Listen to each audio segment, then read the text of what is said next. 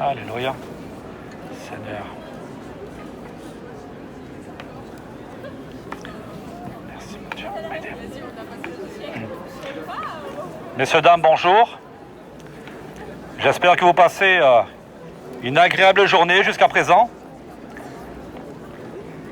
Alors, si je suis là aujourd'hui dans cette ville de Lyon, c'est pour vous partager l'Évangile. L'Évangile veut dire la bonne nouvelle. Mais pour comprendre la bonne nouvelle, il nous faut également connaître la mauvaise nouvelle, qui est la condition dans laquelle nous sommes. Et pour cela, Dieu nous a laissé sa parole qui se trouve dans la Bible, où Dieu nous parle. Le Dieu Tout-Puissant, qui a créé les cieux, la terre, la mer et tout ce qui s'y trouve, a également créé le premier homme, Adam. Adam avait une communion avec Dieu. Et Dieu lui avait donné un commandement, qui était de ne pas manger le fruit de la connaissance du bien et du mal. Sinon, il mourrait. Mais Adam a désobéi.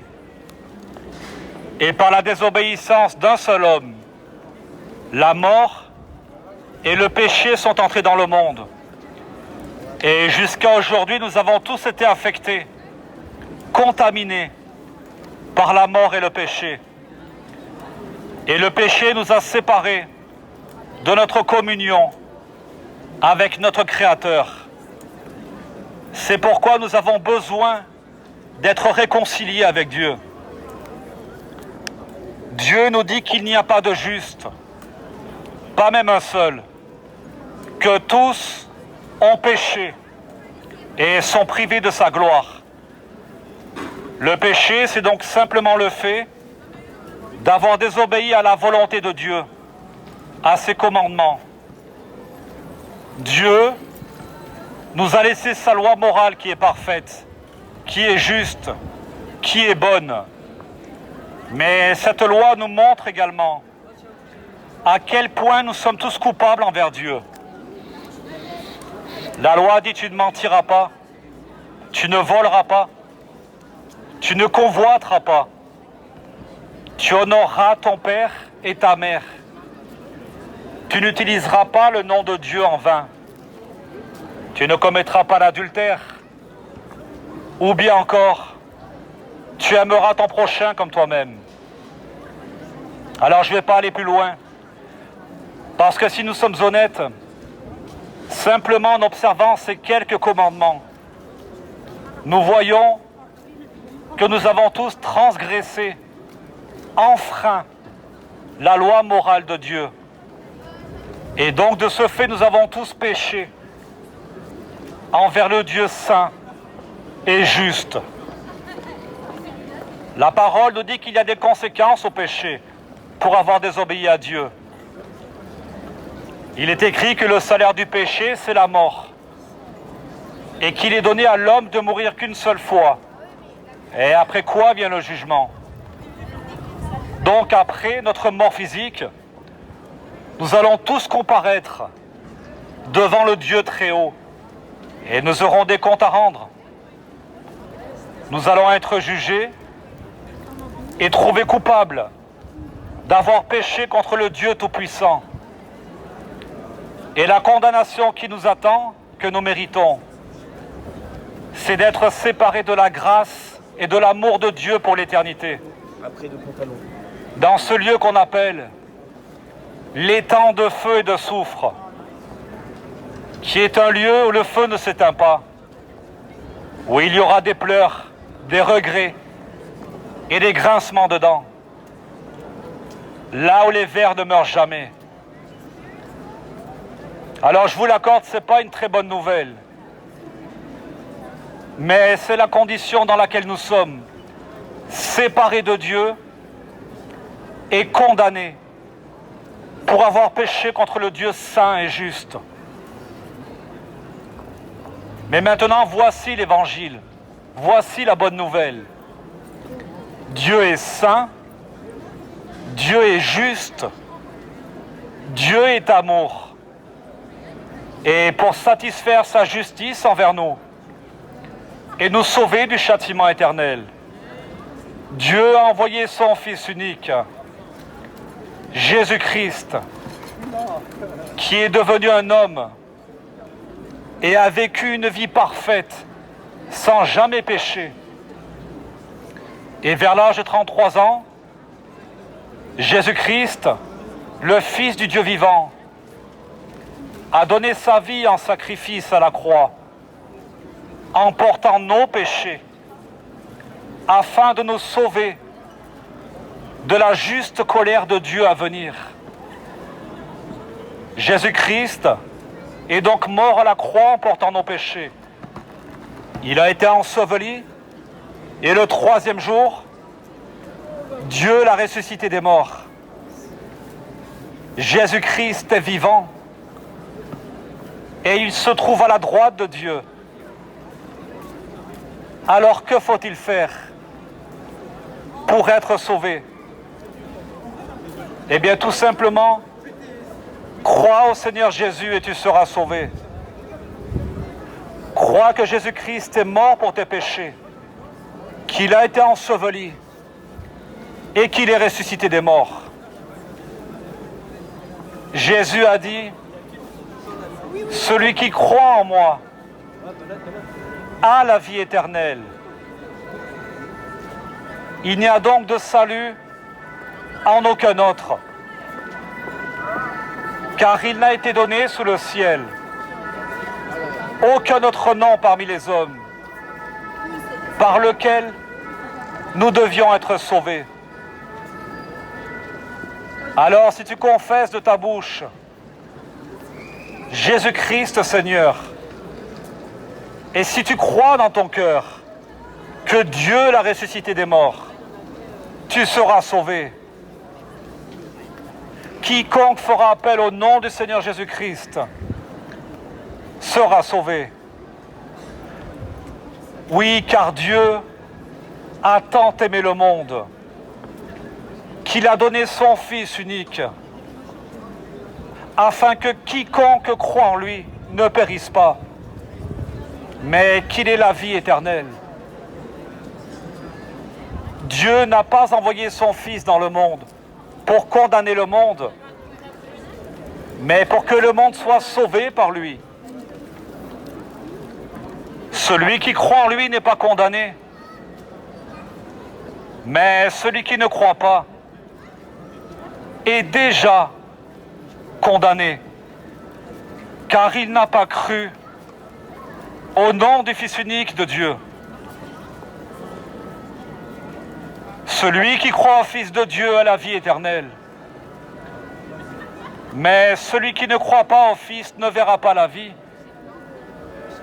mais la colère de Dieu demeure sur lui. Alors repentez-vous, changez d'attitude et croyez à la bonne nouvelle.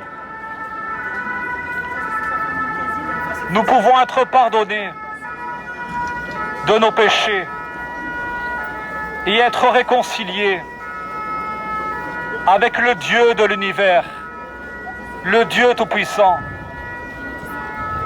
par le moyen de la foi en son Fils unique, Jésus-Christ.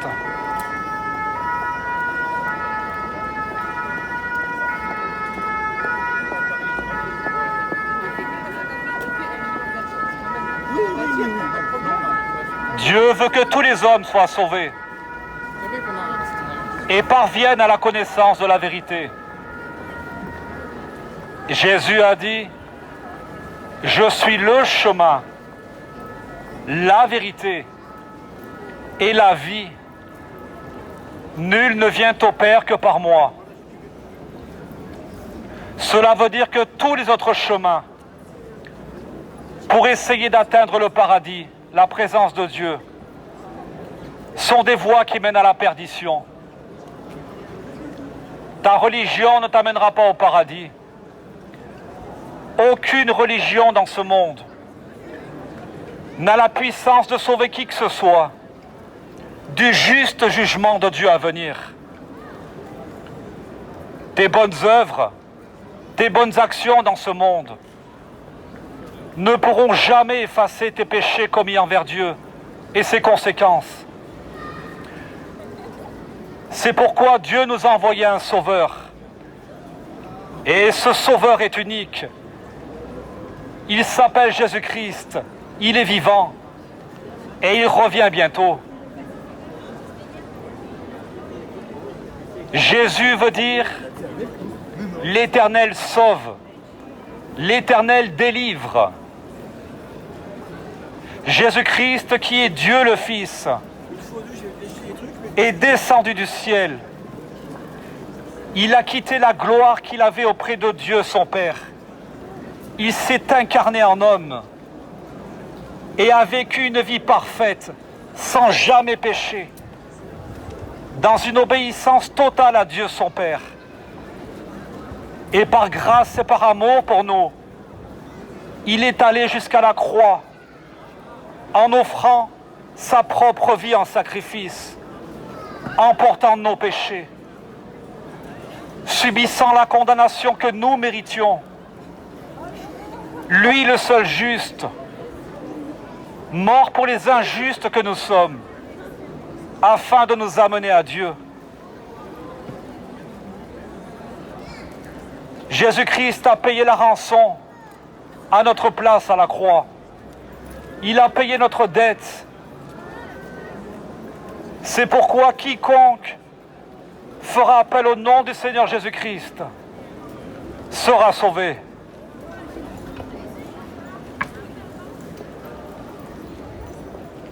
Dieu te fait grâce encore aujourd'hui. Il n'est pas encore trop tard.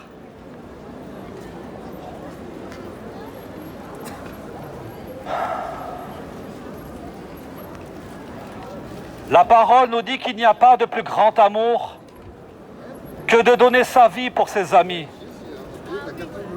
Jésus-Christ, le Fils du Dieu vivant, a donné sa vie en sacrifice pour les pécheurs que nous sommes, afin de nous amener à Dieu. Jésus-Christ n'est pas une religion. Jésus-Christ n'est pas catholique. Jésus-Christ n'est pas bouddhiste. Jésus-Christ n'est pas musulman. Jésus-Christ est le Fils de Dieu. Il est le Messie, le Sauveur du monde, celui que Dieu a envoyé pour nous réconcilier avec lui.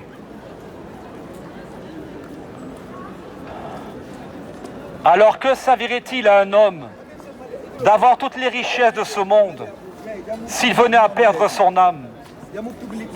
Ce monde actuel passera avec toutes ses richesses, ses passions et ses convoitises. Jésus a dit, les cieux et la terre passeront, mais mes paroles ne passeront pas. Si vous ne croyez pas ce que je suis, vous mourrez dans vos péchés. Ce n'est pas une blague. Le ciel est réel, le paradis est réel, mais l'enfer l'est également. Dieu est saint et aucun pécheur ne pourra rentrer dans son royaume, dans sa présence. C'est pourquoi nous avons besoin d'être lavés, d'être purifiés de nos péchés, d'être pardonnés par le sang de Jésus-Christ versé à la croix, en portant nos péchés.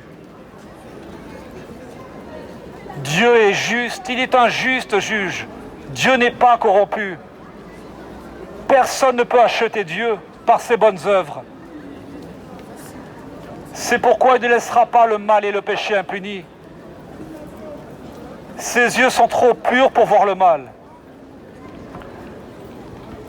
C'est pour cela que Dieu a envoyé son Fils unique, Jésus-Christ, subir la condamnation que nous méritions à la croix.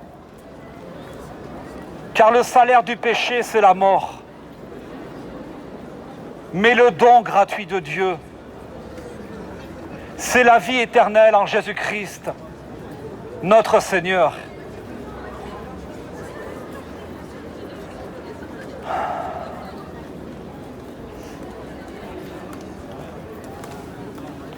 La parole nous parle de deux chemins.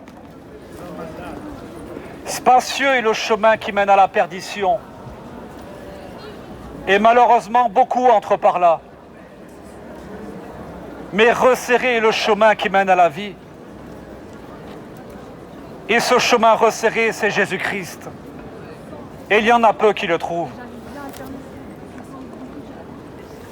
Dieu t'appelle.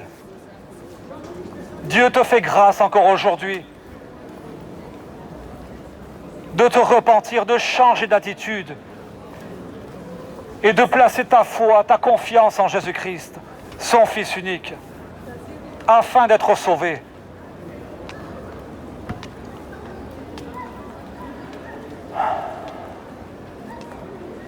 Celui qui a le Fils a la vie, mais celui qui n'a pas le Fils de Dieu n'a pas la vie. Jésus a dit, je suis la résurrection et la vie. Celui qui croit en moi vivra, même s'il meurt. Et quiconque vit et croit en moi ne mourra jamais. Dieu n'est pas un homme pour mentir. Dieu ne se repent pas de ses dons. Et il a donné ce qu'il avait de plus précieux à ses yeux. Son Fils unique, Jésus-Christ, afin de nous sauver et de nous accorder la vie éternelle à ses côtés. La main de l'Éternel n'est pas trop courte pour sauver, ni son oreille trop dure pour entendre. Quiconque fera appel au nom du Seigneur Jésus-Christ sera sauvé.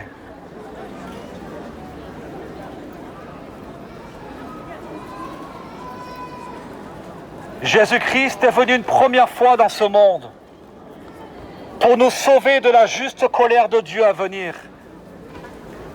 Mais il reviendra une seconde fois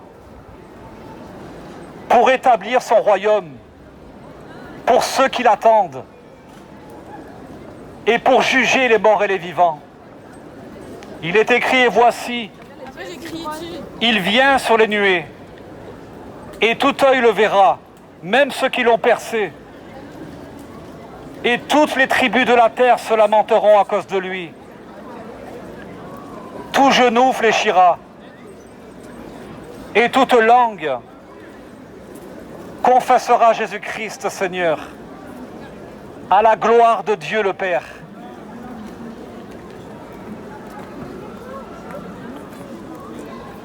Dieu est patient, mais un jour sa patience prendra fin. Alors je vous en supplie au nom de Jésus-Christ, soyez réconciliés avec Dieu.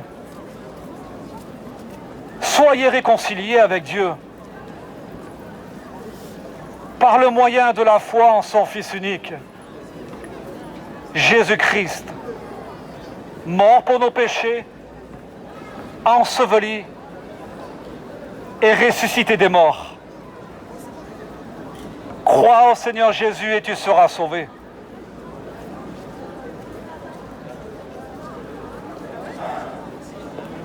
Que Dieu vous fasse grâce.